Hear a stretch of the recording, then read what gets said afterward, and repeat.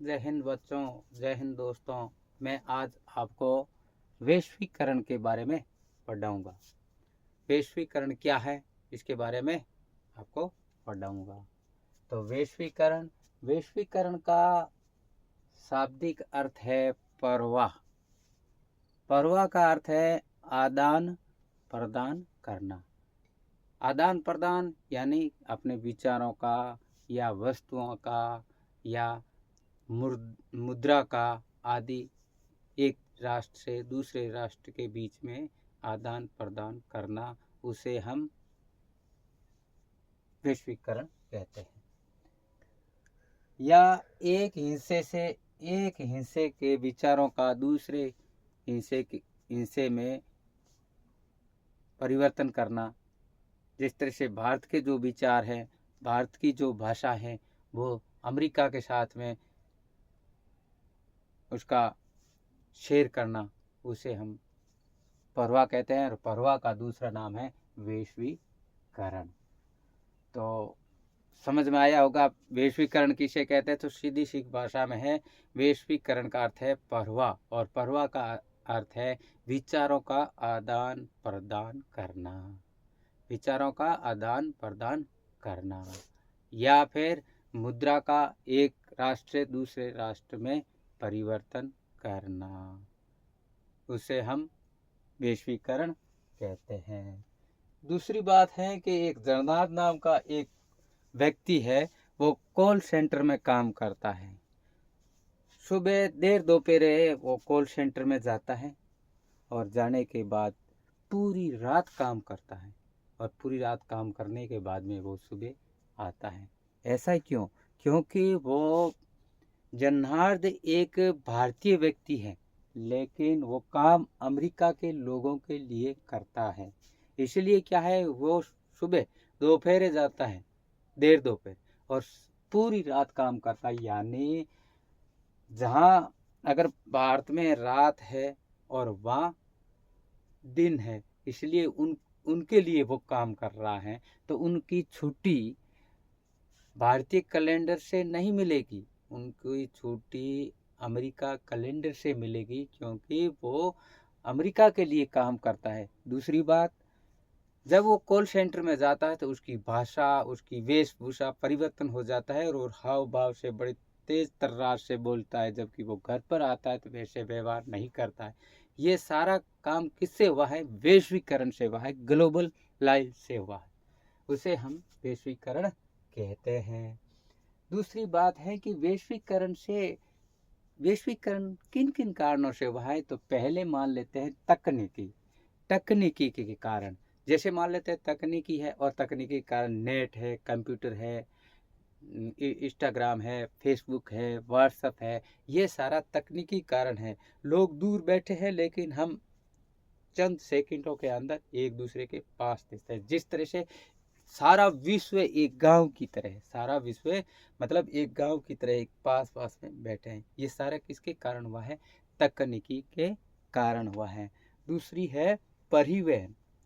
परिवहन का अर्थ है कि हम कोई भी माल एक राष्ट्र से दूसरे राष्ट्र में पहुंचाते हैं, तो क्या करते हैं? परिवहन के द्वारा, बड़ी बड़ी हवाई जहाज़ों के द्वारा सामान एक राष्ट्र से दूसरे राष्ट्र में पहुंचा दिया जाता है। ये भी ग्लोबल के कारण हुआ है, वैश्वीकरण के कारण हुआ है।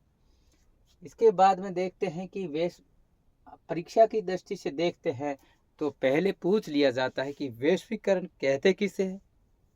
तो इसकी परिभाषा है कि प्रवाह और प्रवाह का अंतर है विचारों का आदान प्रदान करना या वस्तुओं का आदान प्रदान करना, उसे प्रवाह कहते हैं। और प्रवाह का दूसरा नाम है वैश्वीकरण। तो पहली एक नंबर का पूछ लिया जाता है। दूसरी कहते हैं वैश्वीकरण के क्या कारण है, तो एक तकनीकी है, दूसरा मान लेते हैं परिवहन है, और इसके बाद में एक और पूछते हैं कि इसका क्या कारण है जिससे वो होता है, जैसे मतलब वैश्वीकरण होता है। जैसे मान लेते हैं, एक तो मेन चीज पे होता है राजनीतिक कारण, और दूसरा होता है आर्थिक, और तीसरा होता है सांस्कृतिक।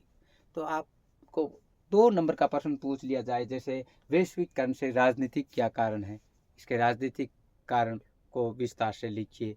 या फिर पूछ लिया जाता है वैश्वीकरण से आर्थिक क्या कारण है, इसको विस्तार से लिखिए। या फिर पूछ लिया जाता है वैश्वीकरण से सांस्कृतिक क्या कारण है। सांस्कृतिक कारण ये होता है, जिस तरह से मान लेते हैं एक नीली जींस अमेरिका में पहनी जाती है, नीली जींस, और जो भारत का कुर्ता ऊपर वो खादी का कुर्ता सफ़ेद उस पर जचता ठीक है। इसलिए क्या है कि जो भारतीय पोशाक में कुर्ता है और उस अमेरिका की नीली जीन्स है वो जचती है, तो दोनों में सांस्कृतिक परिवर्तन हुआ इन कारणों से। तीसरी बात ले लेते हैं कि जो अमेरिका में बनने वाला डोसा है बर्गर है, वो अब भारत में आराम से मिल जाता है, और भारत की कोई चीज़ है वो अमेरिका में आराम से मिल जाती है।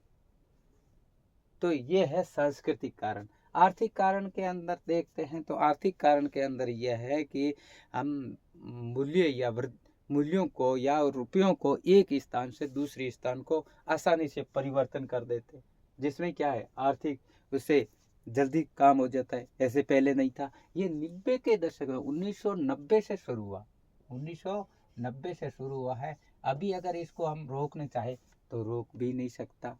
पहले कोल्ड वार चलता था, शीत युद्ध था, अभी शीत युद्ध का अंत हो गया है और ये चल रहा है शीत युद्ध का अंतिम। तो इस तरह से ये वैश्वीकरण के बारे में है। और वैश्वीकरण का एक वेरी इंपॉर्टेंट अगर आपको प्रश्न भी पूछ सकते हैं तो ये याद रखना है, और आप इनका एक स्क्रीनशॉट ले लीजिए, जिससे क्या लिखने में और इसको रजिस्टर पर उतार के आराम से आप याद कर लो। हमारी सरल भाषा में आपको बताया गया है। ये एक इनका स्क्रीन शॉट ले लीजिए। अभी क्या है कि जो हमारा YouTube चैनल है RLB नेटवर्क 500, इनको सब्सक्राइब कर लीजिए। जो भी वीडियो हम डालेंगे इस पर इसका नोटिफिकेशन आपको मिल जाएगा। और जो आने वाली जो 28 मार्च को पेपर है उसमें हम 30 या 28% बताएंगे। उनमें से आपका 70-80% नंबर आएंगे इन्हीं वीडियो से, और यही प्रश्न आएंगे। आप आराम से देखिए, और इसी के बाद में हम लाइव में आपको 2-3 पेपर सोल्व करके बता देंगे, और उसी के आधार पर से ही यह वीडियो आएगा। लेकिन आप सभी से अनुरोध है कि आप हमारी थोड़ी हेल्प कर दीजिए। जैसे मान लो RLB नेटवर्क 500 हमारा यूट्यूब चैनल है, उसको सब्सक्राइब कर लीजिए और अपने दोस्त और मित्रों को इसको शेयर करिए, जिससे क्या है हमारी थोड़ी सपोर्ट हो जाएगी। इसी के साथ जय हिंद, जय भारत, और नेक्स्ट क्लास में मिलेंगे।